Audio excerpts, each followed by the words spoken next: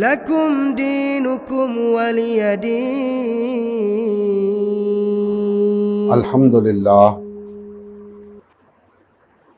अल्हम्दुलिल्लाहि रब्बिल आलमीन वस्सलातु वस्सलामु अला सय्यदिल अंबिया वल मुरसलीन व अला आलिहि व अस्हाबिहि अजमईन। अम्मा बाद फ़अऊज़ु बिल्लाहि मिनश शैतानिर रजीम। बिस्मिल्लाहिर रहमानिर रहीम। क़ुल या अय्युहल काफ़िरून ला अअबुदु मा तअबुदून वला अंतुम आबिदून मा आबुद वला अना आबिदुम मा अबदतुम वला अंतुम आबिदून मा आबुद लकुम दीनुकुम वलिय दीन। सदक़ल्लाहु मौलाना अज़ीम। मोहतरम मुसलमान भाइयों,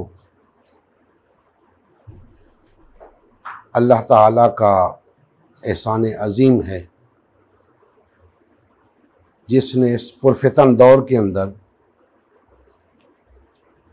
हमें दीन हक़ पर इस्तिक़ामत अता कर रखी है।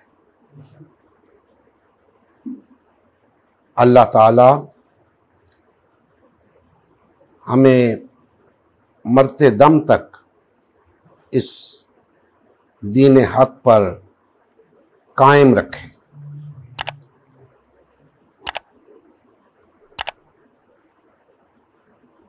मैंने आपके सामने सूरा अल काफ़िरून की तिलावत का शर्फ हासिल किया है।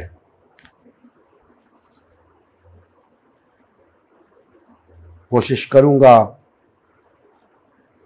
कि चंद कलिमात इन आयात मुक़द्दसा की रोशनी में आप भाइयों के गोश गुजार कर सकूँ।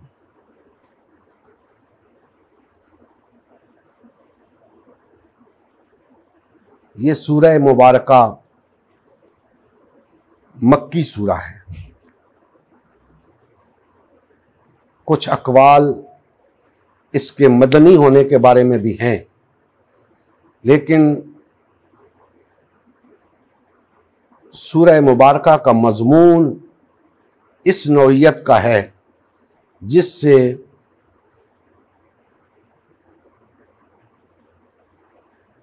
पुख्ता राय मुफस्सिरीन की यही है कि ये सूरह मुबारका मक्की है। ये वो दौर था जब कुरैश मक्का की तरफ से इस्लाम के ख़िलाफ़, मुसलमानों के ख़िलाफ़, नबी करीम सल्लल्लाहु अलैहि वसल्लम के ख़िलाफ़ मुखालिफत का एक तूफ़ान बपा था। गोया इब्तिदाई दौर था और कुरैश मक्का जो अमूमन तो मुशरिकीन समझे जाते हैं, लेकिन ये आयत मुबारका उन्हें काफिरून कह के मुखातिब कर रही है। और काफिरून कह के मुखातिब करना कोई गाली नहीं है, बल्कि आम अल्फाज में फरमाया जा रहा है कि ए इनकार करने वालों। नबी करीम सल्लल्लाहु अलैहि वसल्लम से फरमाया गया कि ए मेरे हबीब, आप फरमा दीजिए कि ए मेरी दावत हक से इनकार करने वालों, या अय्युहल काफिरून। तो काफिर या काफिरून या कुफ्फार ये कोई गाली नहीं है, बल्कि ये इनकार करने वालों को कहा जाता है। तो मुखालफत का तूफान बपा था। कुरैश मक्का ये समझते थे कि हम किसी ना किसी तरीके से मोहम्मद सल्लल्लाहु अलैहि वसल्लम से कोई मसालिहत करने में कामयाब हो जाएंगे,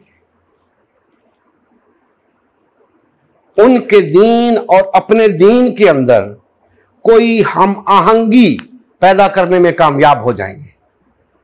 लिहाजा उन्होंने मुख्तलिफ तजावीज़ मुख्तलिफ मौके पे नबी करीम सल्लल्लाहु अलैहि वसल्लम के सामने रखी।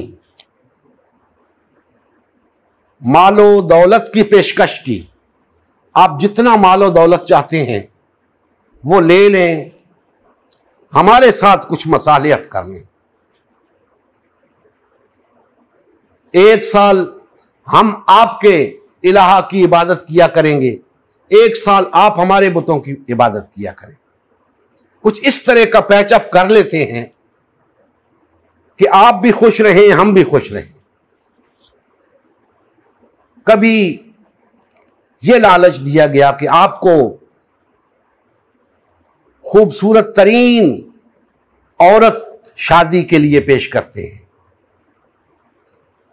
आपको अपना बादशाह बना लेते हैं, लेकिन मसालिहत कर लें हमारे साथ, हमारे बुतों की मुखालिफत छोड़ दें।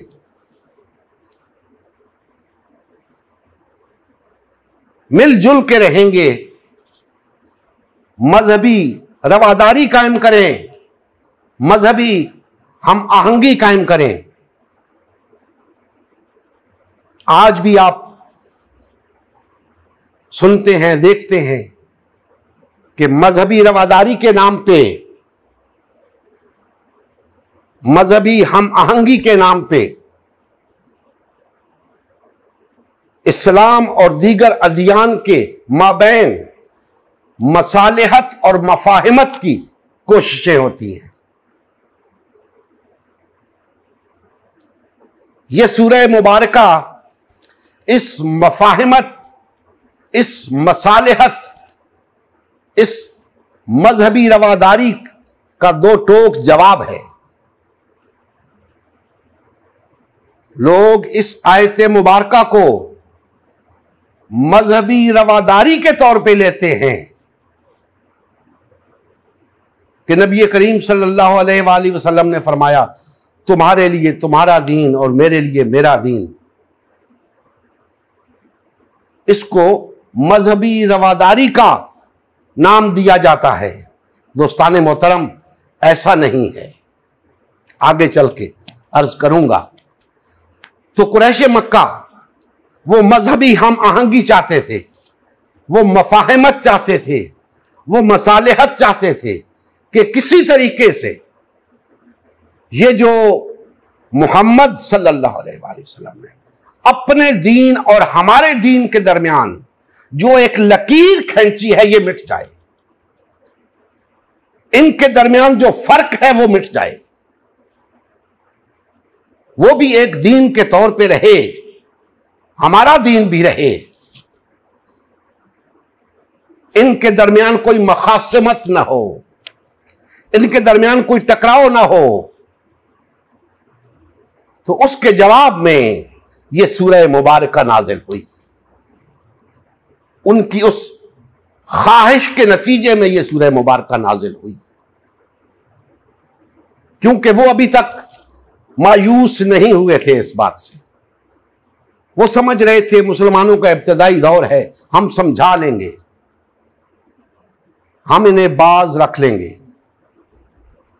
किसी न किसी हवाले से कोई मसालिहत पर इनको आमादा कर लेंगे। लेकिन ऐसा ना हो सका और अल्लाह जल्ला मजदहू ने यह सूरह मुबारका नाज़िल फरमाई और फरमाया कि ऐ मेरे प्यारे रसूल सल्लल्लाहु अलैहि वसल्लम, फरमा दीजिए कि ऐ मेरी दावत हक से इनकार करने वालों, सुन लो।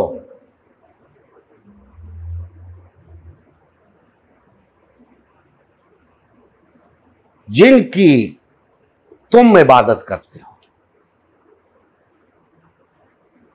मैं उनकी इबादत नहीं करता, और जिसकी मैं इबादत करता हूं तुम उसकी इबादत नहीं करते। और जिनकी तुम इबादत करते हो, मैं उनकी इबादत करने वाला नहीं हूं, और जिसकी मैं इबादत करता हूं तुम उसकी इबादत करने वाले नहीं हो। तुम्हारा दीन तुम्हारे लिए है, मेरा दीन मेरे लिए है। ऐसा नहीं हो सकता कि मेरे लिए मेरा दीन भी हो, तुम्हारा दीन भी हो, तुम्हारे लिए तुम्हारा दीन भी हो, मेरा दीन भी हो। नहीं, तुम्हारा दीन तुम्हारे लिए, मेरा दीन मेरे लिए। जिनकी तुम इबादत करते हो, मैं उनकी इबादत नहीं करता, और जिसकी मैं इबादत करता हूं तुम उसकी इबादत नहीं करते। और आइंदा भी जिनकी तुम इबादत करते हो, मुझसे यह तवक्को ना रखो कि मैं उनकी इबादत करूंगा, और जिनकी तुम इबादत करते हो, मुझे भी ऐसा लग रहा है कि तुम जिसकी मैं इबादत करता हूं उसकी इबादत करने वाले नहीं। लिहाजा यह ऐलान है कि अब इस ख्वाहिश को तर्क कर दो। तुम्हारा दीन तुम्हारे लिए, मेरा दीन मेरे लिए।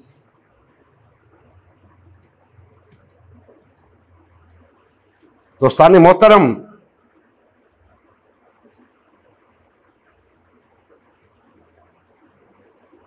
हर दौर के अंदर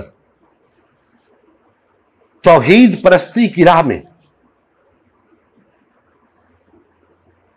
एक रुकावट रही है, एक ही रुकावट है तौहीद परस्ती की राह, और वो है शिर्क।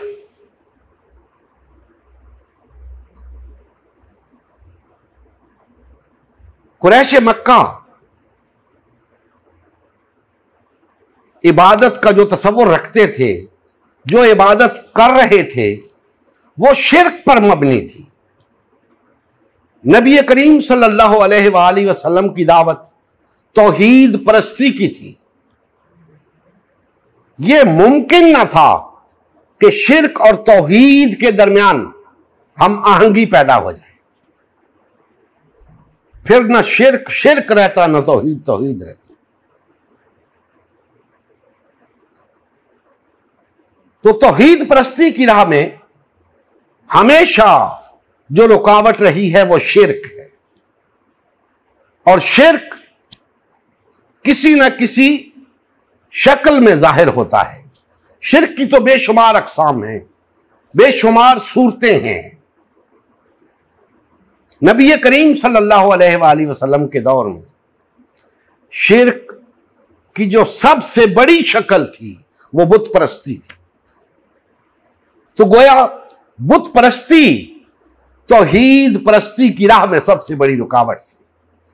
तो यह कैसे मुमकिन था कि बुत परस्ती के साथ कोई मफाहमत हो सके, कोई मसालेहत हो सके? मुमकिन न था, क्योंकि फिर तौहीद परस्ती की दावत खत्म होकर रह जाती थी। लिहाजा दो टोक अंदाज में यह बता दिया गया कि शिर्क और तौहीद का कोई मिलाप नहीं, शिर्क और तौहीद के दरमियान कोई मफाहिमत नहीं, कोई मसालिहत नहीं। शिर्क करने वालों का अपना दीन है, तौहीद परस्तों का अपना दीन है।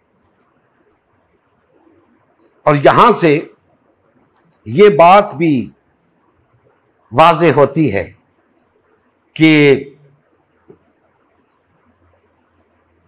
कोई शिर्क करने वाला हो या तौहीद परस्त हो, हर शख्स दीनदार होता है।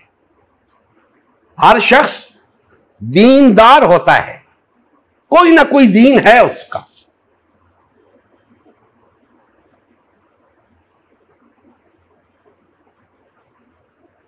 इस्लाम के सिवा पूरे का पूरा दीन तागूत है, दीन कुफ्र है। उसकी बेशक मुख्तलिफ शक्लें हैं, लेकिन उस दीन तागूत के मुकाबले में सिर्फ एक दीन है, वो है दीन इस्लाम। उसकी मुतअद्दिद शक्लें नहीं हैं, वो एक ही है। चूंकि दीन तागूत की बुनियाद शिर्क है, उसकी मुतअद्दिद सूरतें हो सकती हैं। जैसा कि मैंने अर्ज किया कि नबी करीम सल्लल्लाहु अलैहि वसल्लम के दौर में शिर्क की सबसे बड़ी अलामत बुत परस्ती थी। इसी तरह मुख्तलिफ अदवार के अंदर बहुत सारी सूरतें शिर्क की जो है ना वो रहीं। आज भी शिर्क हो रहा है और आज भी तौहीद परस्ती की राह में रुकावट है। सबसे पहले अगर हम ये देखें कि इस रुए जमीन के ऊपर तौहीद परस्ती है भी या नहीं,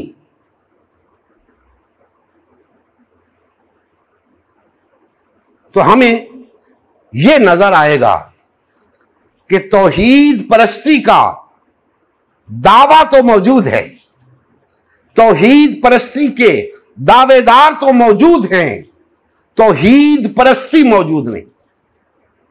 क्यों? इसलिए कि जहां शिर्क होता है तो मुआशरे के अंदर शिर्क की अलामात जाहिर होती हैं।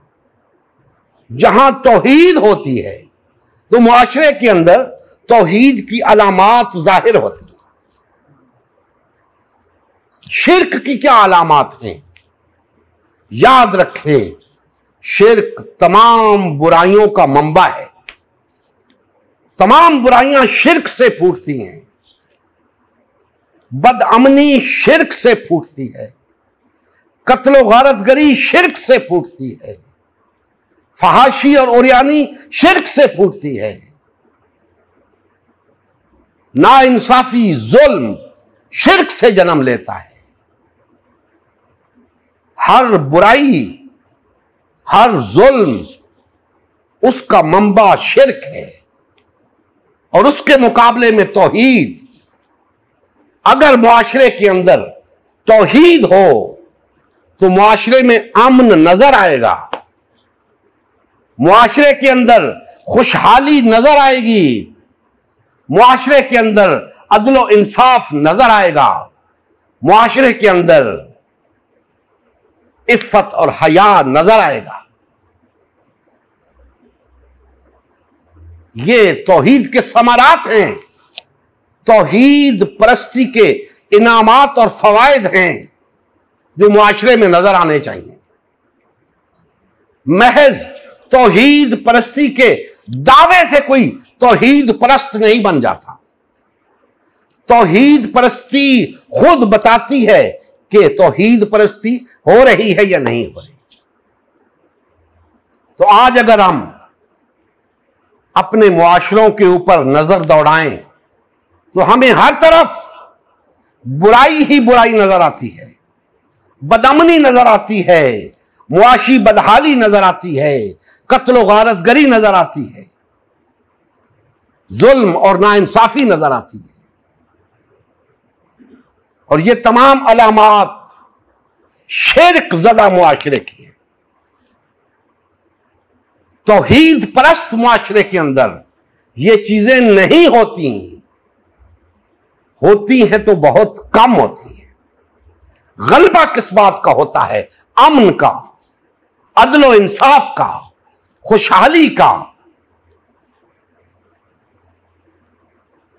लेकिन यहां तो हम देखते हैं बेराहरवी है, बेहयाई है, अल्लाह के अहकामात से बगावत है,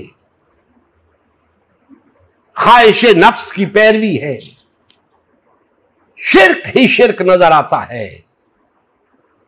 हमारे मुसलमान भाइयों को हमारी बात कड़वी लगती है, हकीकत यही है। क्यों नहीं आंखें खोलते हो? आंखें खोल के देखो, तुम्हें तौहीद नजर आती है? कहीं नजर नहीं आती। तुमने चंद रसूमात को तौहीद परस्ती का नाम दे लिया है। जब यह सूरह मुबारका नाजिल हुई थी, उस वक्त अल्लाह ने फरमाया अपने हबीब से कि फरमा दीजिए तुम्हारा दीन तुम्हारे लिए, मेरा दीन मेरे लिए। कौन सा दीन जिसकी नमाज भी अभी नाजिल नहीं हुई थी? कौन सा दीन जिसके रोजे भी अभी नाजिल नहीं हुए, जिसका हज भी अभी नाजिल नहीं हुआ, जिसके वो अहकामात भी अभी नाजिल नहीं हुए, हत्ता के दाढ़ी के मुताल्लिक भी नबी करीम सल्लल्लाहु अलैहि वसल्लम के फरामीन अभी मौजूद नहीं, शलवार को टखनों से ऊपर करने के अहकामात भी मौजूद नहीं, आमीन बिल जहर के अहकामात भी मौजूद नहीं। अलगरज वो बेशुमार इख्तिलाफात जिनकी बुनियाद पर आज तौहीद परस्त मुशरिक हो चुके हैं, ये तो मौजूद ही न थे।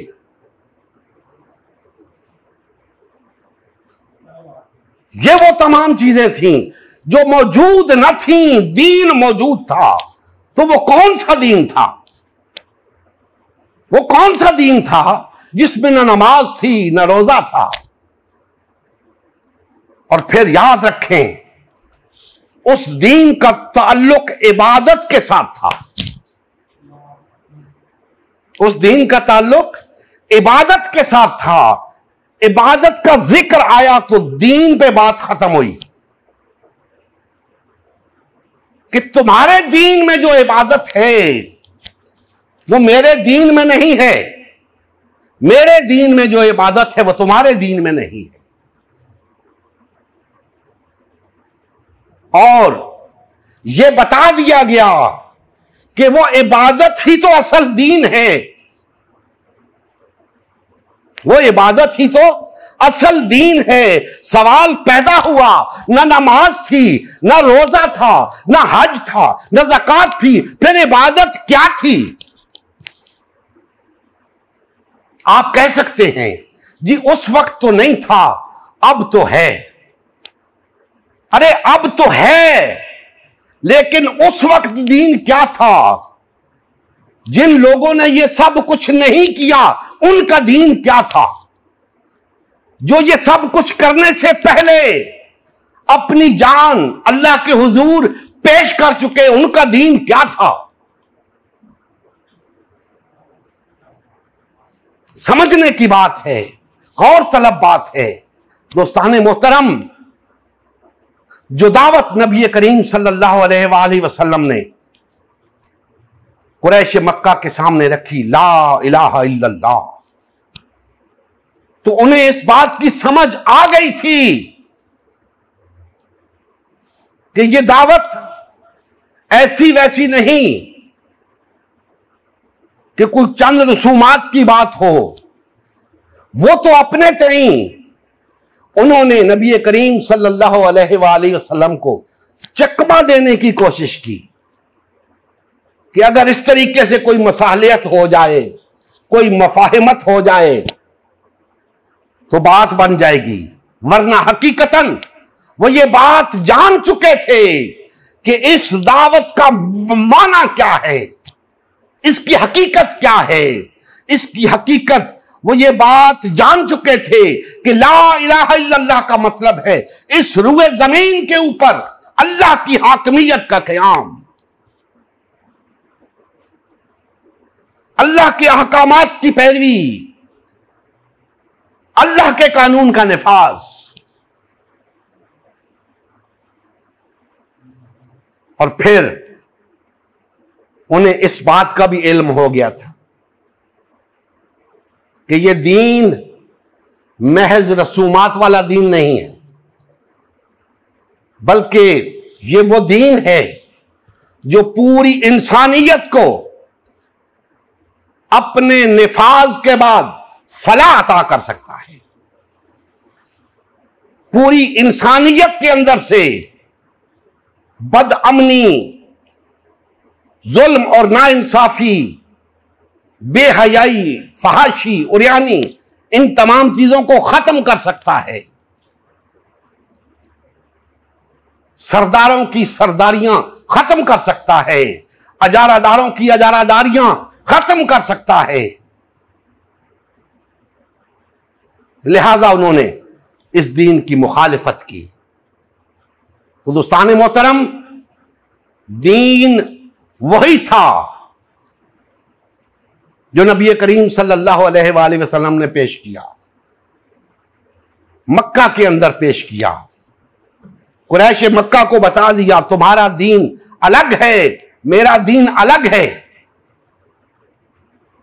और फिर उस दीन के लिए दीनदारों ने, एक वो दीनदार थे जो कुरैश मक्का थे, एक ये दीनदार थे जो मुसलमान थे। दोनों के दीन थे, दोनों दीनदार थे। अपने अपने दीन के लिए दोनों ने क्या कुछ नहीं किया, दोनों ने क्या कुछ नहीं किया। अपने दीन के लिए घर बार छोड़े, अपना माल लुटाया, अपने बच्चे ज़बा कराए, अपनी तवानाइयां सर्फ की,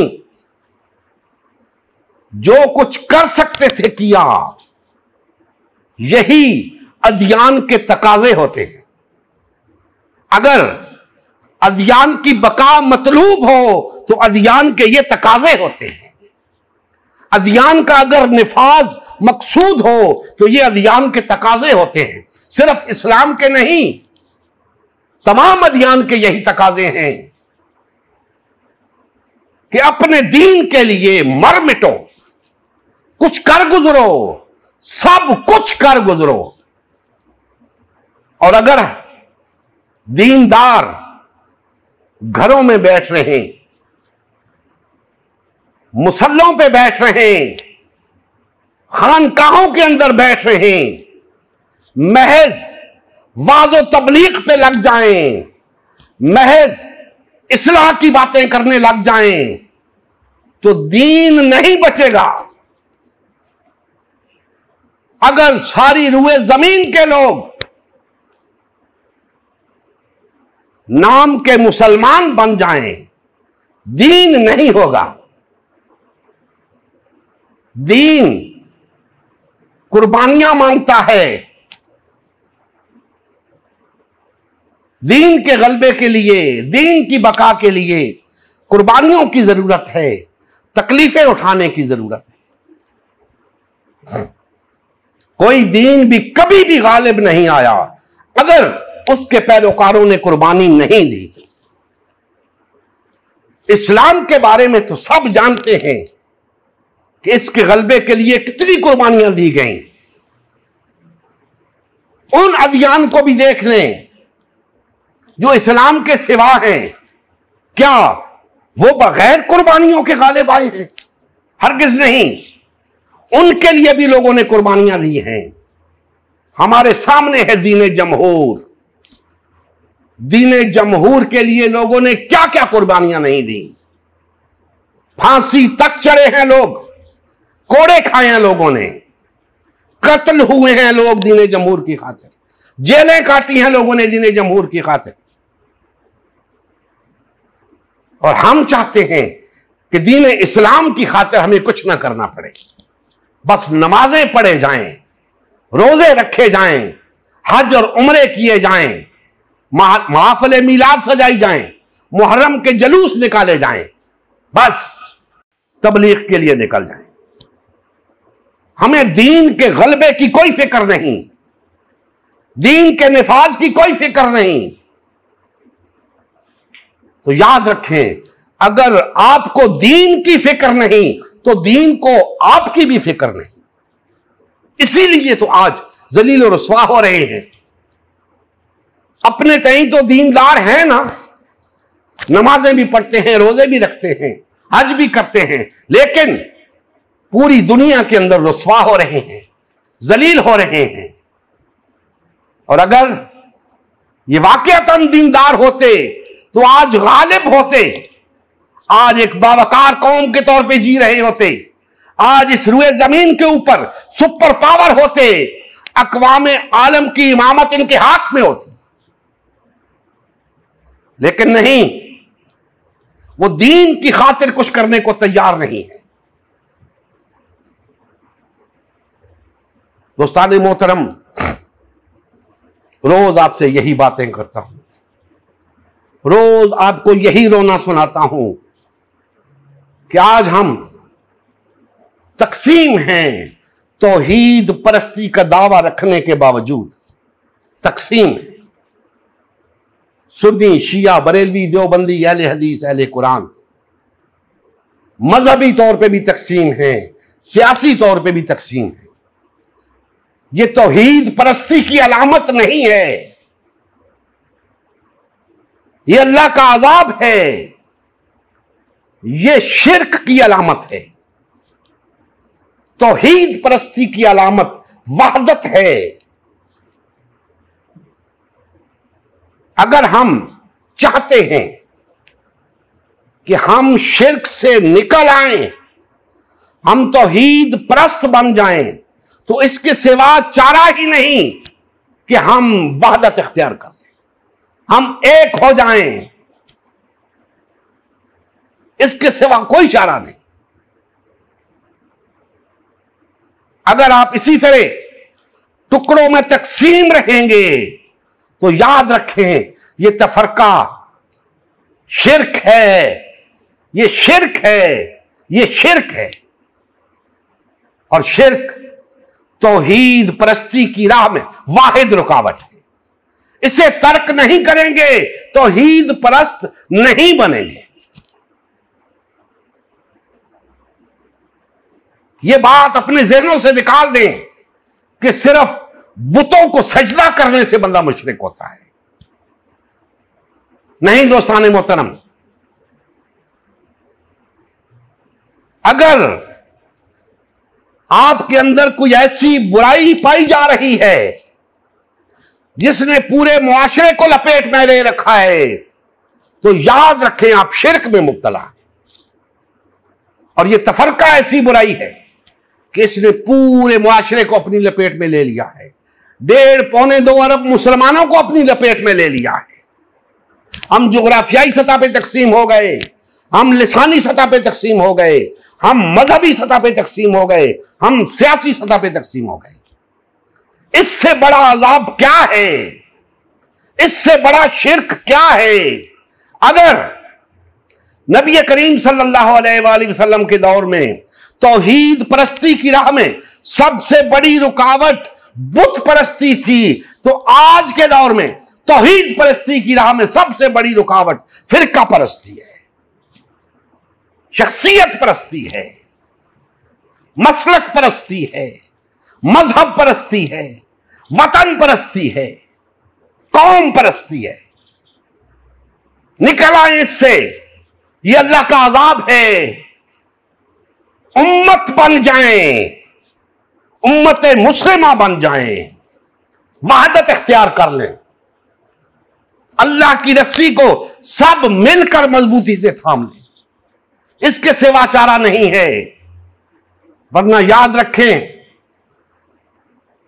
आप सब दावा तो रखते हैं कि आप तौहीद परस्त हैं, बखुदा आप तौहीद परस्त नहीं हैं।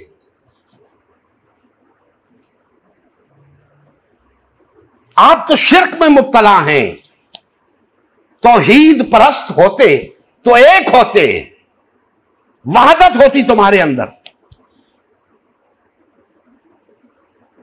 आज तुम फिरकों में तकसीम होकर अलग अलग बैठे हो, कहते ये हो कि तुम्हारा दीन इस्लाम है, तुम्हारा इलाहा अल्लाह है, तुम नबी करीम सल्लल्लाहु अलैहि वसल्लम के उम्मती हो, कुरान अल्लाह की किताब है, लेकिन तुम्हारा अमल बता रहा है, तुम्हारा अमल बता रहा है कि तुम अपने इस दावे में झूठे हो, क्योंकि इस दावे की सच्चाई का पैमाना फकत एक है कि तुम्हारे अंदर वहदत है। और फिर एक दूसरी बात यह भी ज़हन नशीन कर लें कि गो के हम सब का दावा है कि हमारा दीन इस्लाम है, और इस्लाम के लिए हम कुछ नहीं कर रहे, नुकसान तो पहुंचा रहे हैं इस्लाम को, इस्लाम के फायदे के लिए कुछ नहीं कर रहे। लेकिन दूसरी तरफ हम देखते हैं कि दीने जमहूर की खातिर हम वो सब कुछ कर रहे हैं जो हमें दीने इस्लाम के लिए करना चाहिए था। कहीं ऐसा तो नहीं कि तुमने दीने इस्लाम को तर्क कर दिया हो, दीने जमहूर को अपना लिया हो, क्योंकि अलामात यही बताती हैं कि तुम दीने जमहूर की खातिर वो सब कुछ करते हो जो तुम्हें दीने इस्लाम के लिए करना चाहिए। तो दीनदारी का तकाजा तो यही है कि वो सब कुछ दीने इस्लाम के लिए करो, लेकिन वो सब कुछ तुम दीने जमहूर के लिए करते हो। पता चला तुम्हारा दीन इस्लाम नहीं, तुम्हारा दीन दीने जमहूर है। और अगर ऐसा नहीं है तो छोड़ो दीने जमहूर को, आओ दीने इस्लाम के लिए वही कुछ करके दिखाओ जो दीने जमहूर के लिए करते आए हो। दूध का दूध, पानी का पानी हो जाएगा, तुम्हारी हकीकत खुल के सामने आ जाएगी, तुम दीने इस्लाम के पैरोकार हो या दीने जमहूर के। दोस्ताने मोहतरम, बातें बहुत हैं कहने के लिए, लेकिन अल्लाह करे ये टूटी फूटी बात जो आपके सामने रखी, ये हमारे मुसलमान भाइयों की समझ में आ जाए और किसी तरीके से वो तौहीद परस्त बन जाएं, दीन की तरफ लौट आएं, वहदत इख्तियार कर लें, अल्लाह और उसके रसूल की तरफ लौट आएं, और जिस शिरक में मुब्तला हैं, तफरके के जिस शिरक में मुब्तला हैं, पार्टीबाजी के जिस शिरक में मुब्तला हैं, उससे निकल आएं और खालिसतन तौहीद परस्त बन जाएं। अल्लाह ताला हमारे हाल पे रहम फरमाए और हमें कमा हक को हो तौहीद परस्त बनने की तौफीक अता फरमाए। वमा अलैना इल्लल बलागुल मुबीन। नबी करीम सल्लल्लाहु अलैहि वसल्लम की ज़िंदगी का मकसद ग़लबे दीन इस्लाम था। इस मकसद के हुसूल के लिए उम्मत मुस्लिमा की तश्कील हुई। उम्मत मुस्लिमा ने नबी करीम सल्लल्लाहु अलैहि वसल्लम की सयादत व क़यादत में इस्लाम को गालिब व नाफिज किया। जब तक उम्मत मुस्लिमा में वहदत रही, इस्लाम का गलबा बरकरार रहा। जैसे ही उम्मत मुस्लिमा में तफरका रूनुमा होना शुरू हुआ, यानी पार्टीबाजी शुरू हुई, इस्लाम का गलबा जाता रहा। आज गलबे दीन इस्लाम की बहाली की वाहिद सूरत उम्मत मुस्लिमा की तश्कील नौ है। अल्हम्दुलिल्लाह, हमने गलबे दीन इस्लाम की बहाली के लिए अल्लाह और उसके रसूल सल्लल्लाहु अलैहि वसल्लम की जमात उम्मत मुस्लिमा को बहाल और फ़आल करने का बीड़ा उठाया है।